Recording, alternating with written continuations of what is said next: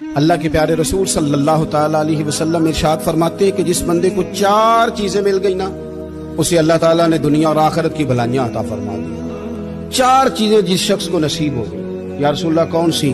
حضور فرماتے ہیں جس کو شکر کرنے والا دل مل گیا، اور کریم محبوب فرماتے ہیں جسے اللہ تعالیٰ کا ذکر کرنے والی زبان مل گئی، اور حضور فرماتے ہیں جسے مصیبت پر صبر کرنے والا بدن مل گیا، اور جسے ایسی بیوی مل گئی جو نہ اس کے مال میں خیانت کرے گی نہ اس کی عزت میں خیانت کرے گی۔ جسے یہ 4 چیزیں مل گئی وہ خوش نصیب ہے، دنیا بھی بن گئی آخرت بھی بن گئی۔